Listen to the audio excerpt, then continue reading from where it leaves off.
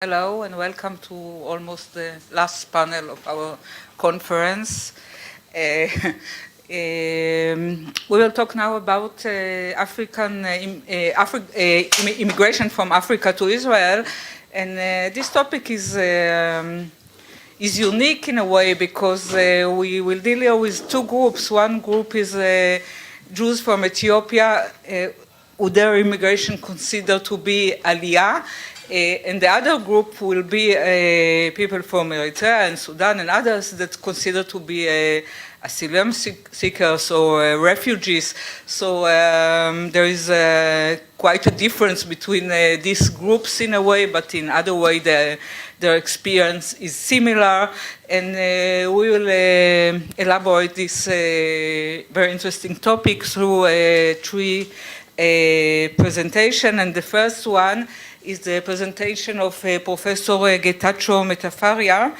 Is teaching political science and coordinates the graduate program in international studies at Morgan State University. Is also associated with the Political Leadership Institute at Morgan State University, which in collaboration with the National Association for the Advancement of the Colored People provides leadership training. He is the co-editor of the Battle of Adwa, and his other publications include book on the exodus of Ethiopian educated classes and numerous scholarly articles and book chapters. He received the Morgan State University Service Award in 2005. He is also the recipient of Fulbright Awards and was assigned to Myanmar and Thailand, China, and currently Tel Aviv University. Professor Metaferia, please, he will talk about the Bete Israel community of Ethiopian Jews, which is his last research.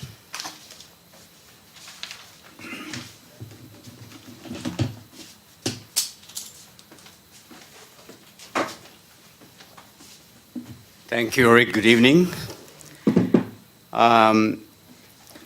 This is a research in process.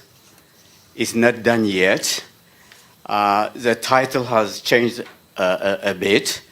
It's called Bete Israeli Community in Israel, Past and Present. Hopefully in the future it will be past, present, and the future as well. So this is a research, searching again and again. So it's in process. I started working on this topic maybe 3 months ago after I came here to Tel Aviv University. This is my third time here in Israel. So I am very much appreciative of what's going on, excuse me, the Bete Israeli community. So I wanted to conduct some research on that. Now, before I go into detail, let me give you some idea about the research method and give you a disclaimer as well. This research on the Bete Israeli community in Israel is based on both primary and secondary sources. As a primary source, I have interviewed in person or telephonically randomly selected members of the community. I have interviewed in person, again, and telephonically, of course.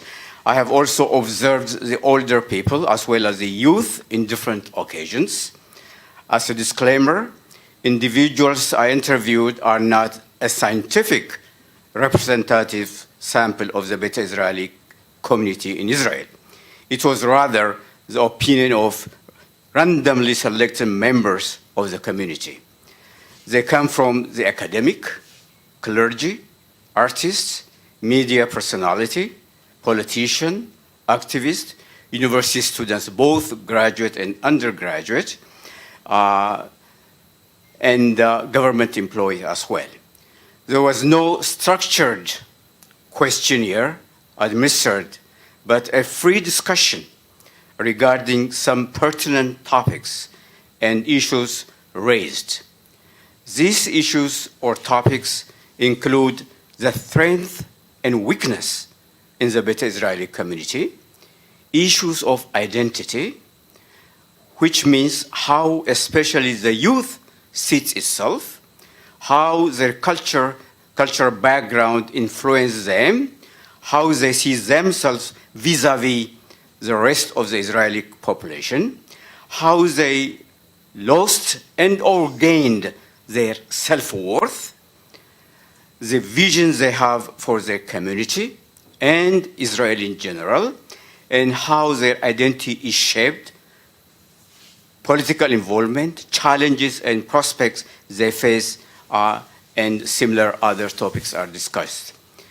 Some of them were born here in the United States, and some of them migrated, but in general, I did not have any questionnaire, but I raised certain pertinent issues, such as identity, such as the strength in the community, and the weakness in the community, and I worked on that. So it is a free discussion. There was no structured interview or a structured questionnaires administered, so it was a free discussion. Looking in the history, I'm not going to go in detail about the history of the Bete Israelis, but they were discovered, of course, by the Scottish explorer James Bruce. And this was, the European came and discovered the Bete Israelis, and the Bete Israelis also discovered Europeans, because the Bete Israelis felt that they were the only Jewish people in the world. And again, the European Jewish community never thought that there were black Jewish somewhere in the corner of Africa. So that was the situation. Now, I don't want to go into more detail about the history. Of course, the history goes, there are different theses about the Bete Israelis. Some group, basically based on the Kibra Nagast, which was written in Ge'ez in the 16th century, indicates that Queen Sheba went to Jerusalem and visited King Solomon, this wise person, and then she had a baby from him, and she returned back to Ethiopia and gave a birth to Menelik I. And Menelik I, when he came of age, he wanted to visit his father, so he went to Jerusalem. Coming back to Ethiopia, King Solomon asked the nobility to give him their firstborn sons, and these firstborn sons accompanied Menelik back to Ethiopia, and that's how the Bete Israelis came to Ethiopia, and that's one thesis. Another thesis, of course, is that after the fall of the Second Temple, some Jewish people migrated to Egypt, and then from Egypt they found their ways to Ethiopia. And then there are another thesis also that says some of them went to Yemen, and from Yemen they found their way to Ethiopia. So different thesis that is there. Now, once the Bete Israelis were found in Ethiopia, the different Jewish group in Europe came to know, to be aware of them, and they started to send some Jewish leaders to archaeologists specifically to study about the Bete Israeli. So the Bete Israelis actually told them what their background is and how they live. The Europeans came to know more and more about the Bete Israelis in such a way. Now, the European community also built schools, schools for the Bete Israelis, one in Addis and another one in Asmara, and that was in the 1920s. And Jacques Fetlovich, who has an archive here, was the head of that school, and he recruited a lot of, not a lot, but some Bete Israelis, and they were taught in modern, more or less a modern education in this Jewish school in Addis Ababa. And one of the best, one of the highly regarded Ethiopian was Professor Tamirat Emmanuel, who was a very close, chosen student of Vetlovich. And these people, the two of them were very like Siamese twins. They were very close, and the students respected their teacher and very much close to each other. But eventually, in due course of time, the teacher and the student had to drift apart because of different issues, such as, for example, during World War II, when Ethiopia was invaded by the Italians. Petrovich wanted Emmanuel to stay teaching Bete Israelis, and the Ethiopian Tamrat Emmanuel, rather, he wanted to give up that teaching, and he wanted to participate in the agitation against the Italians because his country was attacked and by the fascist Italian forces. And Emmanuel also, unlike what Petrovich wanted him to do, he joined the resistance movement with Emperor Haile Selassie and eventually became a minister in the government of Emperor Haile Selassie after Haile Selassie returned back to Ethiopia. So these are some of the backgrounds. I don't want to go a lot into those. But what I want to look into was about the identity of the Beta Israelis once they came. They came in different times, Operation Moses and Operation Solomon. Some of the kids were born there and some born here. And they faced some identity issue. Who are they? Are they Ethiopians? Are they Israelis? So that identity issue bothers them. And they told me that the school system did not help them flourish in their identity, know their history, and know their background. So because of that situation, they were also taken away from their parents and housed in boarding school, and that basically detached the young generation from the older generation. So they didn't know what their history was, their background was in full. So there was that alienation, if you want to call that, of these young Ethiopians. But later on, because of the racism they faced, initially they felt that they are part of this system, Israeli community, but they faced racism as well. And politics works on stimulus response. The stimulus was racism, and the response was just to find out who they are. So they started to speak more to their parents. On their own also, they started to conduct research and know about Ethiopian history, about their background, and now they started to define their identity, who they are. Identity is very important. It relates to who one is vis-a-vis the other person. So now they feel that they are more Ethiopian, they feel that they are more Israeli as well, but they are proud of their heritage. And these are some of the issues they mentioned to me when I talked to most of them. One of the issues of identity was also name changing.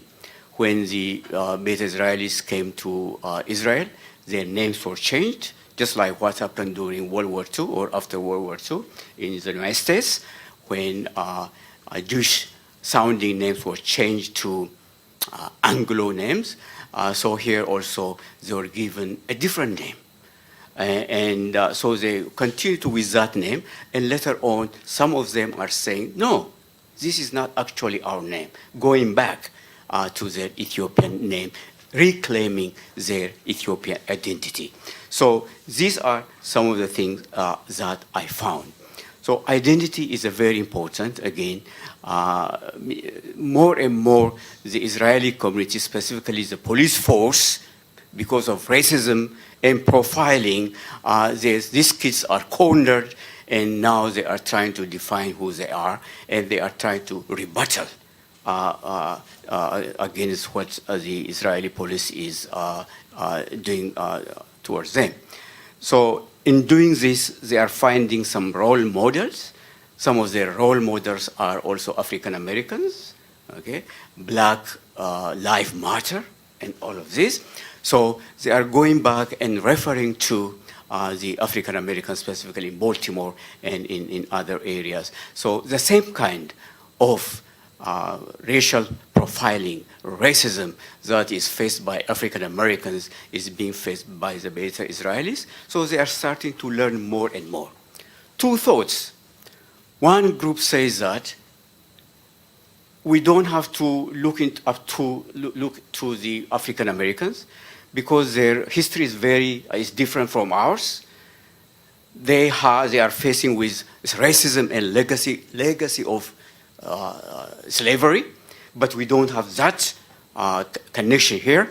So we need to come up with our own identity, with our own point of reference, and we don't have to look up to the young African Americans in Baltimore and in other cities. So these are some of the issues that they are grappling with. So anyway, the young are also looking into some other role models. The reggae king, the Jamaican reggae leader, Bob Marley, and all of these are also becoming their role model because Bob Marley and the reggae people are also using green, yellow, and red Ethiopian flag. So they are identifying with the reggae people as well, with the Jamaicans and with the Caribbean people. That basically is similar to what happened during World War II, because African Americans and the Caribbeans were looking up to Ethiopia, specifically with Marcus Garvey, who talked about Back to Africa movement, and Ethiopia was giving them a symbol of independence, a symbol of pride, and a symbol of long history. Now, African Americans and Caribbeans looked up to Ethiopia, and now the descendants of Ethiopians in Israel are looking up to the Jamaicans and the African Americans as well.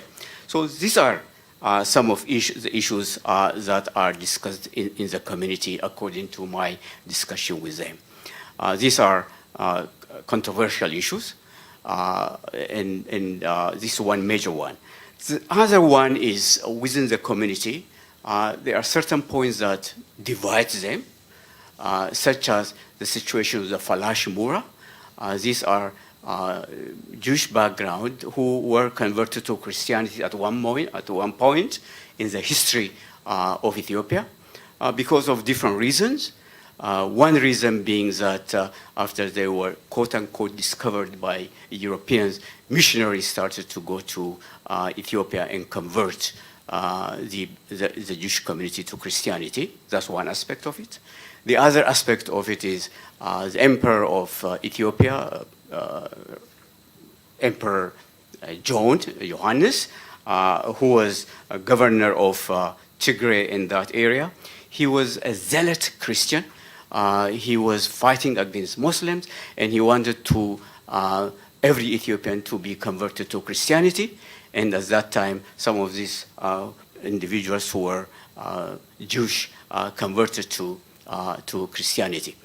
However, there is a catch to that.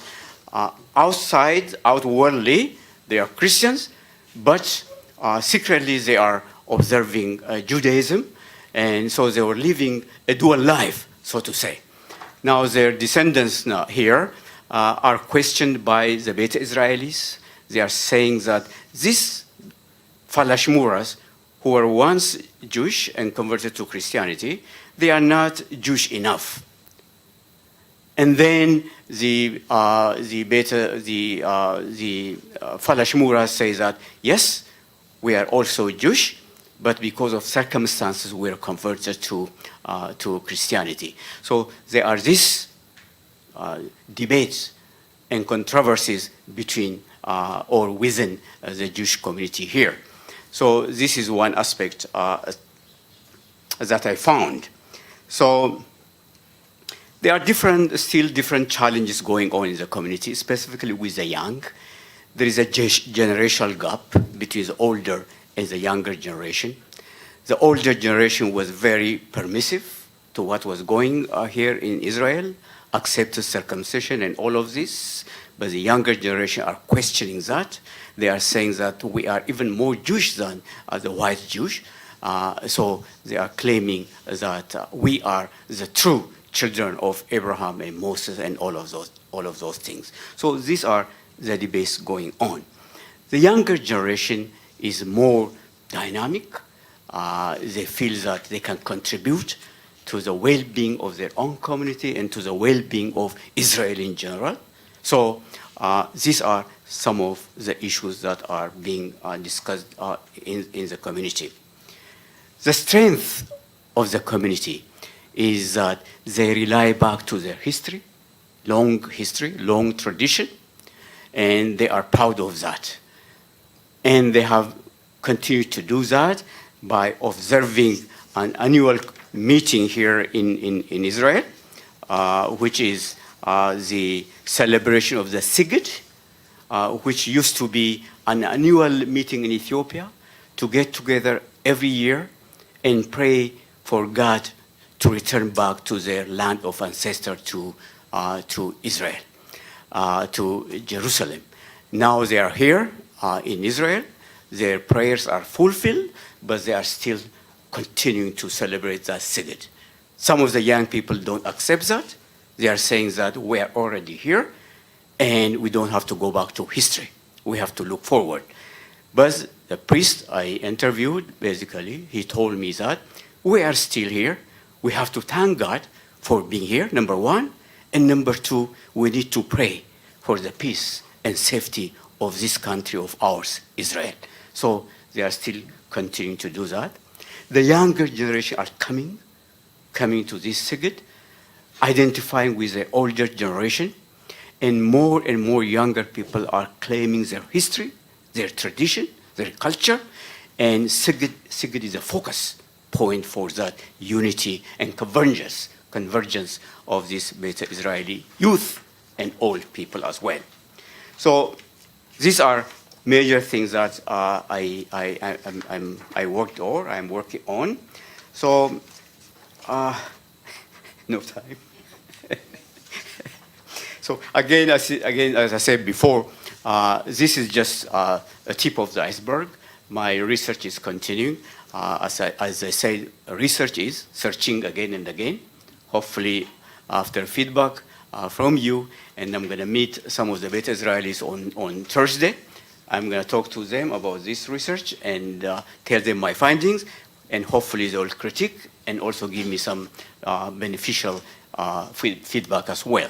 So let me stop here.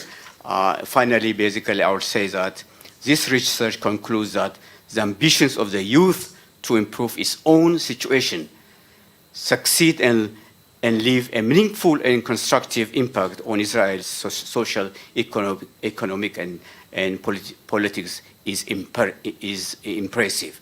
For this to fully be materialized, however, there remains a lot to be done by all the Israeli groups and then the Beta Israelis as well as the general committee as well. The young is very much posed to improve its own lot, its own community, its own social economic situation, and is also posed to change for the better the Israeli community by and large. And thank you very much.